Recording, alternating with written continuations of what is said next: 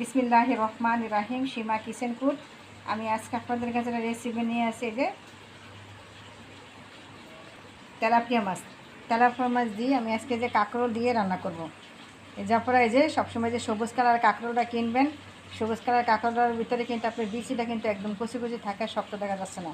আমি সঙ্গে নেব গাজর। অনেকে কিন্তু গাজর দিয়ে কিন্তু আপনারা মাছ দিয়ে খাচ্ছেন না, ভাজি করে অনেক সময়। কিন্তু আমি আজকে দেখবেন আমি এই যে কাঁকরোল দিয়ে মাছ দিয়ে রান্না করবো, একটু সাথে দিব একটু আলু।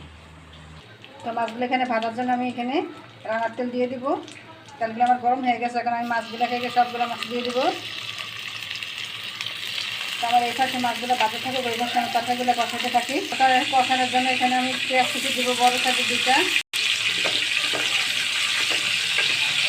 একটু কালার সেন্সে দিব আমি 1 চামচ পরিমাণে আদা বাটা, 1/2 চামচ পরিমাণ দেবো রসুন বাটা, 1 চামচ দেবো জিরার গুঁড়ো। এদের একসঙ্গে মশলার ভিতরে না পুড়ে যাতে পানি দিয়ে দিব। 1 চামচ দেবো আমি হলুদের গুঁড়া, 1 চামচ দিব মরিচের গুঁড়া,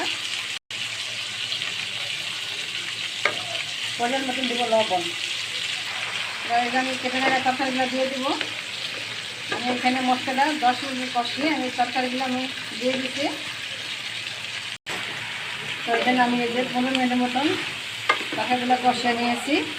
এই যে তেল ছেড়ে দিছে। এখন আমি এই যে পানি দিয়ে দিব। পানি বেশি পরিমাণে দেবো না, কারণ এখানে কষানি সিদ্ধ হয়ে গেছে অর্ধেক। আমি পানির পরিমাণটা কমিয়ে দিছি।